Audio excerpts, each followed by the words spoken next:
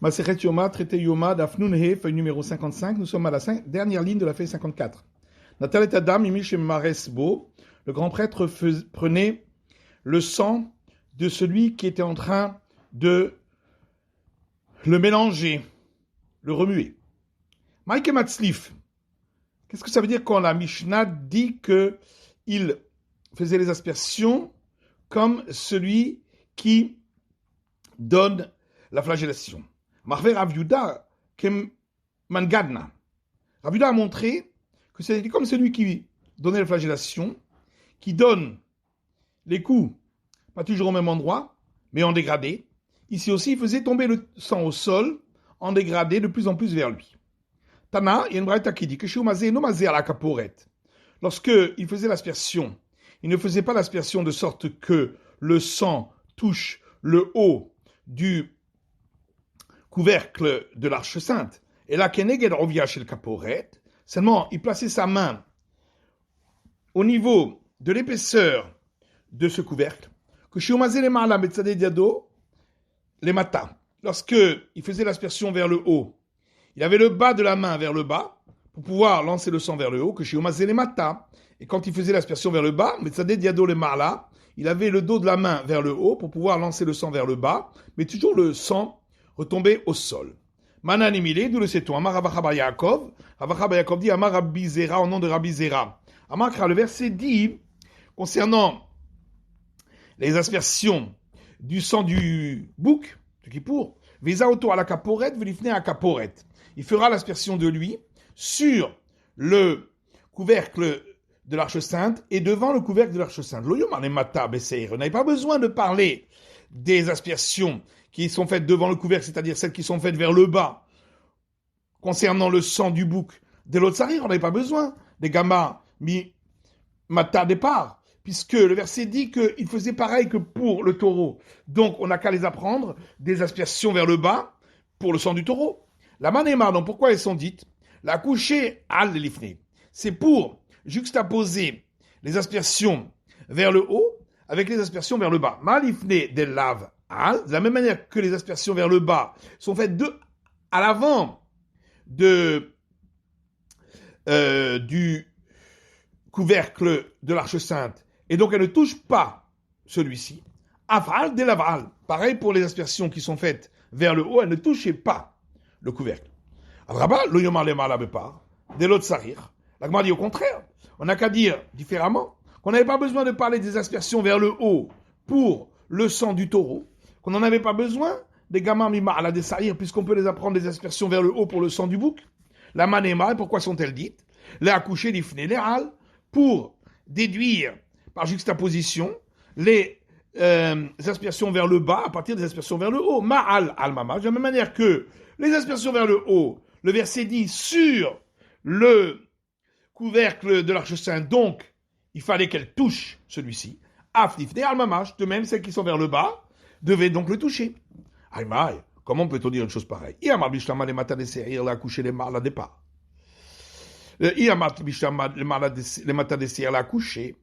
On comprend si on dit que le verset a parlé d'aspersion vers le bas pour le sang du bouc, c'est pour déduire pour les aspersions vers le haut par juxtaposition. Le mal à départ, et les aspersions vers le haut du sang du taureau, on en avait besoin. Pour un autre enseignement qui est enseigné dans la maison d'études de Rabbi Eliezer, fils de Yaakov, puisque il y a un enseignement d'une braïta qui provient de la maison d'études de Rabbi Eliezer, fils de Yaakov, et qui dit, le verset dit, concernant les aspersions du sang du taureau, alpenia kaporet kedma, devant la face du couvercle de l'arche sainte à l'est, zebanaav, de là on apprend pour partout, comme chez Neymar, péné, chaque fois que c'est marqué à l'avant d'eux, et Noël Akedim, c'est toujours à l'est. Et de là on apprend que quand le verset dit qu'on n'a pas le droit d'entrer dans le Saint des Saints pour être à l'avant de ce couvercle de l'arche sainte, on apprend qu'on n'a pas le droit de rentrer par l'est. Mais si on rentre par en haut, par en bas, par les côtés, il n'y aurait pas la punition de la peine de mort, comme pour celui qui rentre par l'est. Et là, il y a un mort. Les mâles à départ, l'accouché. Par contre, si on dit que les aspersions du taureau sont venus pour faire la juxtaposition avec celle d'en bas du taureau, les matas des les mayata. Alors qu'est-ce qu'on apprend du fait que le verset a parlé des aspersions vers le bas du bouc? C'est donc pourquoi on a préféré l'explication qu'on a donnée auparavant. Tanou Rabbanan, nous sages ont enseigné, Visa auto à la caporet, velifne à caporet. Le verset dit concernant les aspersions du sang du bouc, et il l'aspergera lui sur, donc au-dessus, vers le haut, par rapport au couvercle de l'arche sainte, et à l'avant du couvercle de l'arche sainte, donc ça veut dire vers le bas. La manou, kamalema la beseir, achat. Donc on apprend de là combien il faut faire l'aspersion vers le haut pour le sang du bouc. Une, puisque c'est marqué, et il l'aspergera, lui, au singulier, pour dire qu'il n'y en avait qu'une. Les matabesseir et odea. Par contre, je ne sais pas combien il y avait d'aspersion vers le bas, avec le sang du bouc. Kama, combien en avait-il? La réunidan. Alors, je vais apprendre par déduction. Nemroudami et mata, bepar. On a parlé d'aspersion vers le bas pour le sang du taureau. Mais Nemroudami et mata, beseir. Et on a parlé d'aspersion vers le bas pour le sang du bouc. Manemata bepar, sheva. De la même manière que les aspersions vers le bas pour le sang du taureau étaient au nombre de 7. Avlemata besir, sheva. De même, les aspersions vers le bas pour le sang du bouc sont au nombre de 7. Au kalach derzu, ou peut-être on va suivre une autre voie et on va dire Nemroudami le mala besir, Nemroudami le mata besir. On a parlé d'aspersion vers le haut pour le sang du bouc et on a parlé d'aspersion vers le bas pour le sang du bouc. Malé mala besir achat. De la manière que l'aspersion vers le haut, il n'y en avait qu'une pour le sang du bouc. Afle mata besir achat. De même, l'aspersion vers le bas pour le sang du bouc, il n'y en a qu'une. Nire les midomé. Alors il faut voir à qui ça ressemble le plus pour faire la déduction. Dani mata mi mata ven, dani mata mi mala. On apprend les aspersions vers le bas, les autres aspersions vers le bas, mais on n'apprend pas les aspersions vers le bas, les aspersions vers le haut. Adraba, mais on peut dire l'inverse. Dani gufo mi gufo ven, dani gufo mi alma. On apprend les aspersions de lui-même du bouc à partir des autres aspersions de lui-même du bouc, et on ne va pas apprendre les aspersions du bouc à partir d'aspersions d'un autre animal, du taureau. Tamouloma, c'est pourquoi le verset dit Ve'asa et damo kacher asa damapar. Il fera avec son sang du bouc comme il aura fait avec le sang du taureau. Le verset n'avait pas besoin de le dire. Qu'est-ce que le verset avait besoin de le dire? Pour dire qu'il doit faire exactement pareil avec le même nombre d'aspersions. Que j'aime chez les matabes par Sheva, de la même manière que les aspersions vers le bas pour le taureau étaient au nombre de 7, car les matabes c'est Sheva. De même, les aspersions avec le sang du bouc sont au nombre de 7. La manukama les matabes par ou beser Sheva. Donc de là, on apprend combien il y avait vers le bas pour le taureau, pour le sang du taureau et pour le sang du bouc. 7. Le malabé par ni odéa. Par contre, je ne sais pas combien il y avait d'aspersions vers le haut pour le sang du taureau. Kama. Combien y en avait-il? Varénidam. Alors, je vais apprendre par déduction. Les marim, nemroudamim le malab, saïr. On a parlé d'aspersions vers le haut avec le sang du bouc. Venemroudamim le malab par. Et on a parlé d'aspersions vers le haut avec le sang du taureau. Mal et malab saïr achat. De la même manière que les aspersions vers le haut avec le sang du bouc étaient au nombre d'une seule. Avle malab par achat. De même, aspersion vers le haut pour le sang du taureau, c'est une seule. Au kalach derzu, ou peut-être on va suivre une autre voie. On a parlé d'aspersion du sang vers le bas pour le sang du taureau et on a parlé d'aspersion vers le haut pour le sang du taureau. Mal et matabe par Sheva, de la même manière que les aspersions vers le bas pour le sang du taureau étaient au nombre de 7. Afle malabe par Sheva, peut-être alors également les aspersions vers le haut pour le sang du taureau sont au nombre de 7. Nire le midomé. Regardons à qui ça ressemble plus. Dani mala mi mala. On préfère déduire les aspersions vers le haut des autres aspersions vers le haut, dani mala mi mata. Mais on ne va pas déduire les aspersions vers le haut des aspersions vers le bas. Adrabam, on peut dire aussi, au contraire, Dalin Goufo mi Goufo, on préfère déduire les aspersions de lui-même du taureau à partir des autres aspersions de lui-même du taureau, Dalin Goufo mi Alma, et on ne va pas apprendre les aspersions de lui-même du taureau à partir d'aspersions d'un autre animal du bouc. Tamouloma, c'est pourquoi le verset dit Damo Kachirasa. Il fera avec son sang comme il aura fait avec le sang de l'autre. Chez Tamouloma Kachirasa. Le verset n'avait pas besoin de le dire. Qu'est-ce qu'il a eu besoin de le dire? Pour dire que c'était exactement pareil que Shem chez les Matabe par Sheva, car les Matabe c'est Sheva. De la même manière que les aspersions pour le sang du taureau étaient au nombre de 7 vers le bas, de même les aspersions pour le sang du bouc vers le bas étaient au nombre de 7. Ou que Shem chez les Matabe c'est Rachat, et de même que les aspersions du sang du bouc vers le haut étaient au nombre de une seule, car les Matabe par Achat. De même les aspersions du sang du taureau vers le haut sont au nombre d'une seule. Achat, Achat, Vachat, Achat, donc la Mishnah dit qu'il comptait les aspersions en disant une pour celle vers le haut, ensuite une et une pour la première vers le bas, une et deux pour la seconde vers le bas. Tanou Rabbanan, nos sages ont enseigné. dans une braïta. Achat, achat ve'achat, achat ve'shteim, achat ve'shalosh, achat ve'arba, achat ve'chamesh, achat ve'shesh, achat ve'sheva. Une et deux, une et trois, une et quatre, une et cinq, une et six, une et sept. Divrei Rabbi Meir. Ça, c'est les paroles de Rabbi Meir. Rabbi Uda Omer, Rabbi Uda lui dit, achat, une, achat ve'achat, une et une. Shtaim ve'achat, shalosh ve'achat, arba ve'achat, chamesh ve'achat, shesh ve'achat, sheva ve'achat. Deux et une, trois et une, quatre et une, cinq et une, six et une, sept et une. Ve'lapig, en vérité, il n'y a pas de discussion entre les deux. Marqué à trait ou marqué à trait. L'un a donné l'expression qu'on dit dans son endroit et l'autre a donné l'expression qu'on dit dans son endroit. C'est-à-dire pour l'un, on parle d'abord du chiffre qui ne bouge pas et ensuite du chiffre qui bouge. Et ensuite, et l'autre dit non, on parle d'abord du chiffre qui bouge et ensuite du chiffre qui ne bouge pas. Par contre, tout le monde est d'accord que la première aspersion doit être à nouveau rappelée avec chacune des aspersions vers le bas. Maïtama. Et pourquoi donc? Rabbi Elazar Omer, chez Loït Iba Zaot. Rabbi Elazar dit, c'est pour ne pas qu'il se trompe concernant le nombre d'aspersions. Et c'est pourquoi il répétait à chaque fois l'aspersion qu'il avait faite vers le haut pour avoir le temps de réfléchir combien d'aspersions il en est vers le bas. Rabbi Yochanan dit, Amakra. On apprend du verset qui dit, Velifne akaporet yazé. Et à l'avant du couvercle de l'arche sainte, il aspergera. Le verset n'avait pas besoin de répéter aspergera pour l'aspersion vers le bas, puisqu'il avait déjà dit concernant l'aspersion vers le haut. Et donc ça s'applique aussi aux aspersions vers le bas. Pourquoi le verset a répété? Il fera l'aspersion. C'est pour nous apprendre que la première aspersion qu'il avait faite vers le haut, elle doit être rappelée à chaque fois qu'il fait les aspersions vers le bas. Maï Benayou, quelle est la différence pratique entre les deux explications, celle de Rabbi Lazar et celle de Rabbi Yochanan? Nika Benayou, la différence pratique de l'Omana Velota. Dans le cas où il n'a pas rappelé la première aspersion, mais il ne s'est pas trompé. D'après Rabbi Lazar, c'est bon.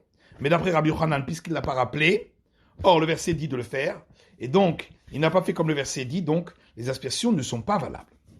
Yatsa vinicho al kanazahav chez Bechal, la Mishadi qui sortait ensuite et posait la coupe sur le piédestal en or qui se trouvait dans la grande salle. Donc d'après les sages, il y avait deux piédestals, et d'après Rabbi Yehuda, il n'y en avait qu'un. Tananatam, il y a une Mishnah ailleurs qui dit Rabbi Omer lo ayu shoferot de kinechova.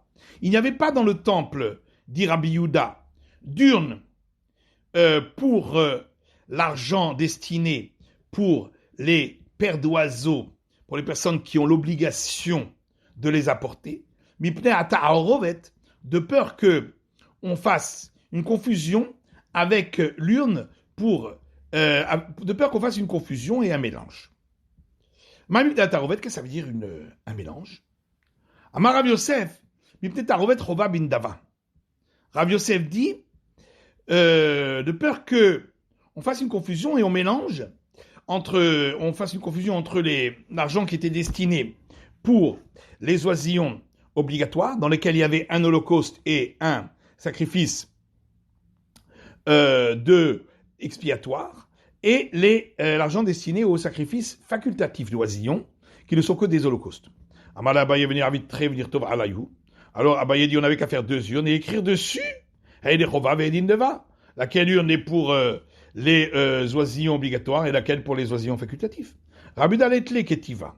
Seulement Rabbi Uda ne se fie pas à l'écriture, des fois on ne regarde pas. Dit Dan Rabbi Uda Omer, et on apprend de notre Mishnah, où Rabbi Uda dit Loya Hacham et la kan echad bilvad, il n'y avait là-bas qu'un seul piédestal. Très maïta malo, pourquoi on n'en faisait pas deux? Les shum fait, de peur qu'on se trompe ensuite entre l'un et l'autre, et donc entre la coupe de sang du taureau et la coupe de sang du bouc.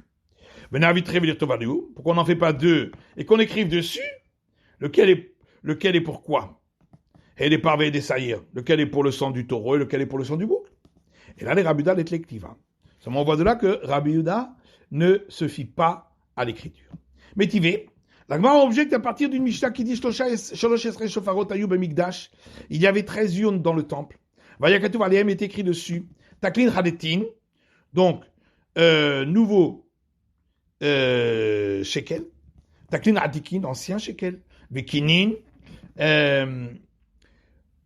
oisillons, Vegozeola, petits oisillons destinés à l'Holocauste, Ve'etzim, pour les bois, ou les Vona, pour celui qui voulait offrir de la poudre, pour offrir une poudre embaumée sur l'autel, Vezahav, les caporettes, et pour celui qui voulait offrir de l'or pour couvrir les murs des grandes salles du palais du temple, le Shishalim Dava, et 6 pour les sacrifices facultatifs du public.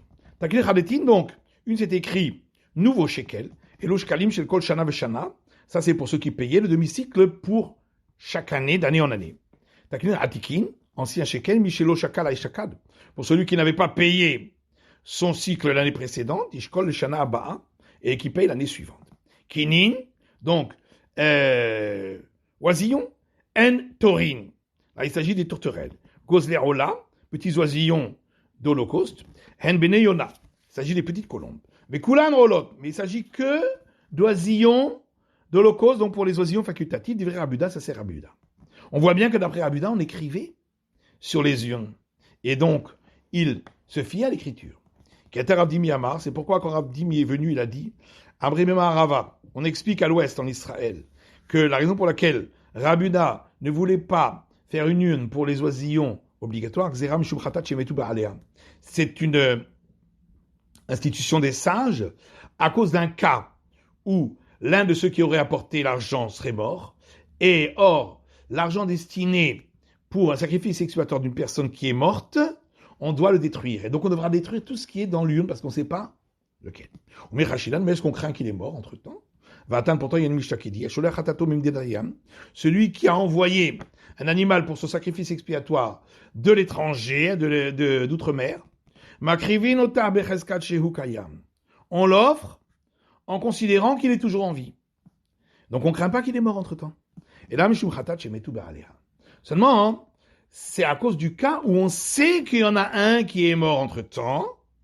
Et là, on ne pourra plus utiliser aucun de cet argent, mais on ne sait pas lequel. Ben, Vadaï, dans le cas où il est mort, dans le cas où on est sûr qu'il y en a un qui est mort. Venez voir Barazouzé.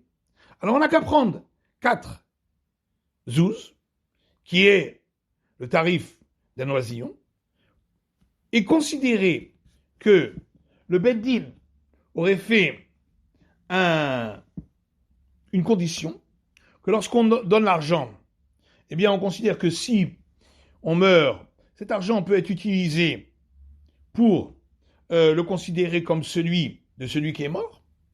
Venish de Bemaya. Et donc, on prendra 4 zouz, on les jettera à la mer, en considérant que il s'avère que c'est ceux-là qu'on décide qui sont l'argent de celui qui est mort, par décision du Beddin. Va tarou. Et on pourra utiliser à ce moment-là le reste de l'argent. Rabuda et Tlebrera. Seulement, Rabuda n'est pas d'accord qu'on dise que le choix qu'on va faire à la fin est considéré comme s'il avait déjà été fait depuis le départ. Donc ici, la condition ne serait pas de toute façon valable. C'est la fin de l'étude de la feuille numéro 55 de Daf Nunhe.